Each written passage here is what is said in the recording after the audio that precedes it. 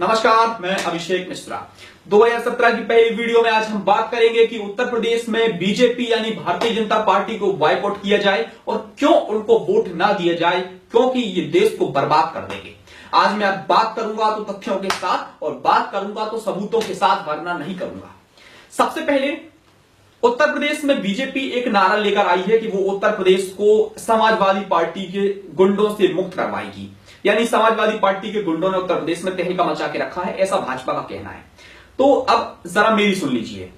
अमित शाह राष्ट्रीय अध्यक्ष, इन्होंने बयान दिया कि ये समाजवादी पार्टी के गुंडों से उत्तर प्रदेश को मुक्त करवाएंगे। जरा आप अमित शाह का बयान सुनिए, फिर मैं अमित शाह की कुंडली आपको बताऊंगा। वीडियो देखिए जरा।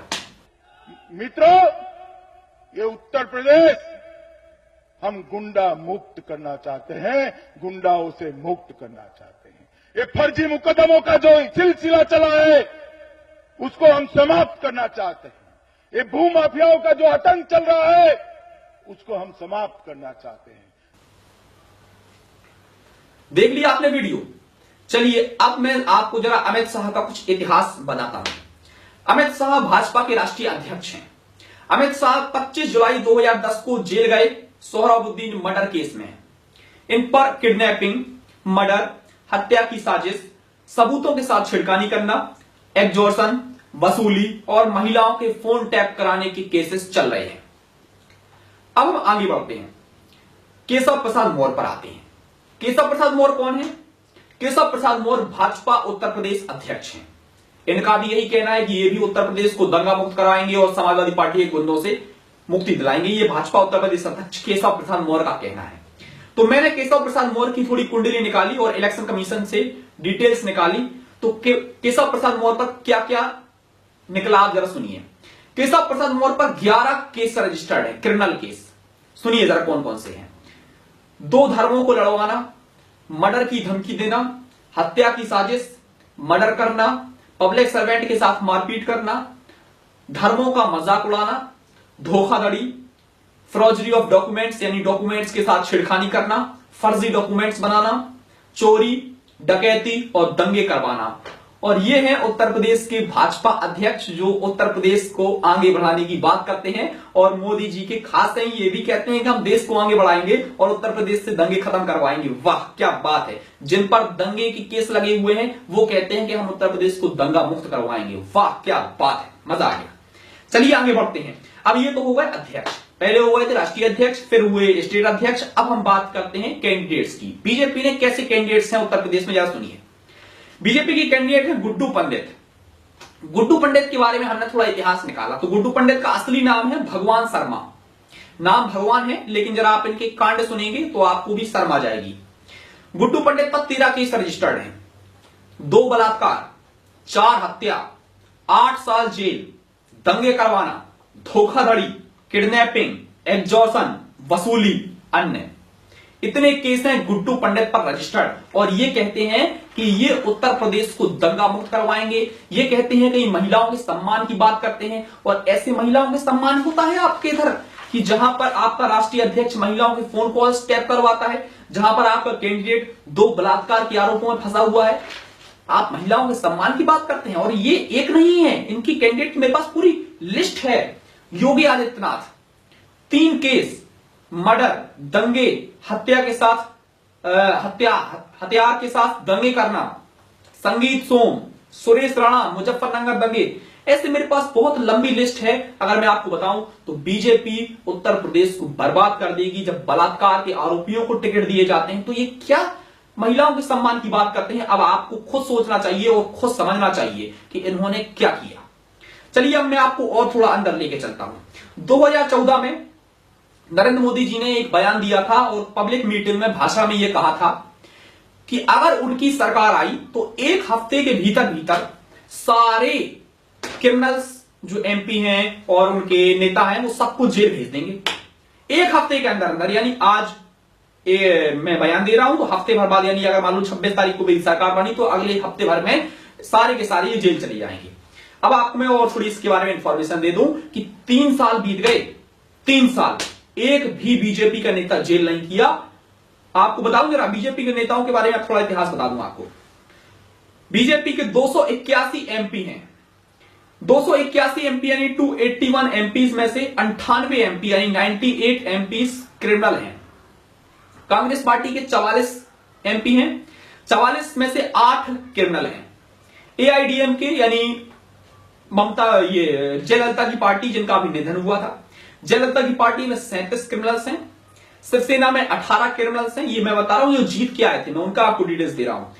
एटीटीसी यानी AITC all India Trinamool Congress Mamata Banerjee की पार्टी, इसमें 7 क्रिमिनल्स हैं जो अभी सरकार में हैं।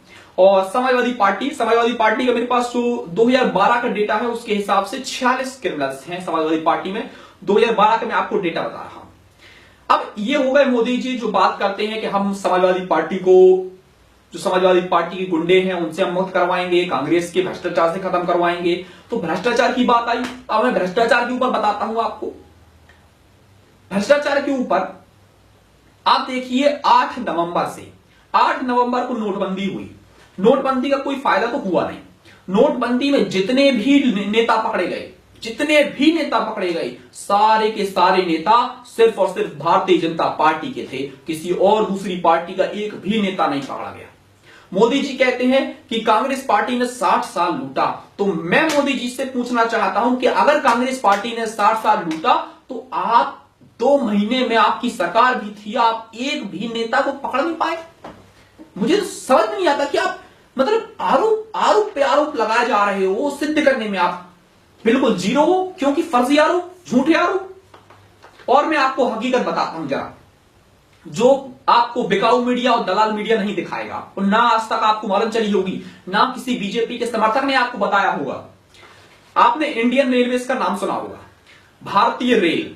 इंडियन रेलवेज में पहले जो डीजल डला करता था वो इंडियन ऑयल कॉर्पोरेशन यानी आईओसी डाला करती थी। मोदी ने उस आईओसी से प्रोजेक्ट छीन के वो project private company Reliance industries को दे दिया। सोचिए अब आप, यानी भारतीय रेल यानी इंडियन रेलवेज जो ट्रेन चलती है भारत में, जो ट्रेनों में डीजल डलता है पहले भारत सरकार डालती थी, अब वो भारत सरकार नहीं डालती है, अब वो डीजल एक प्राइवेट कंपनी डाल रही है, और वो भी ज्यादा दाम पर। सोचिए अब आप, क्यों डाल रही है भाई?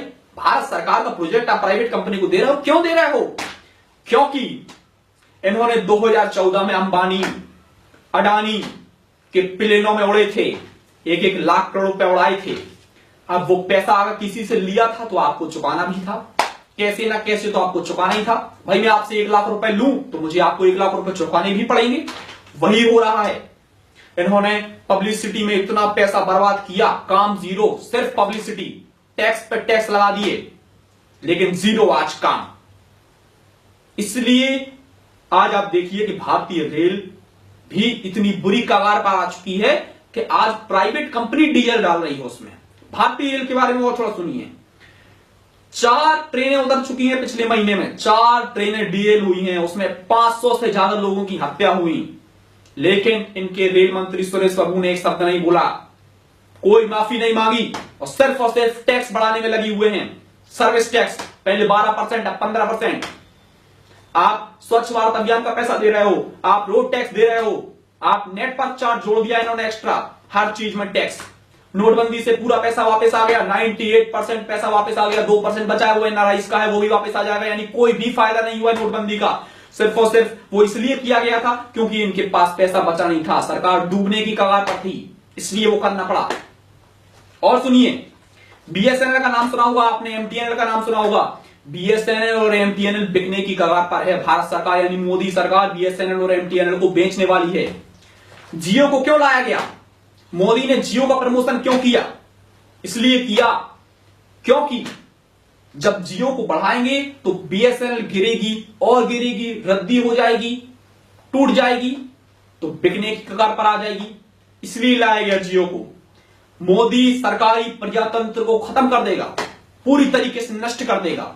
मेरा शरीर है तो ये शरीर हड्डियों पर टिका हुआ है, अगर ये हड्डियां ही पूरी टूट जाएंगी तो मैं ढह जाऊंगा।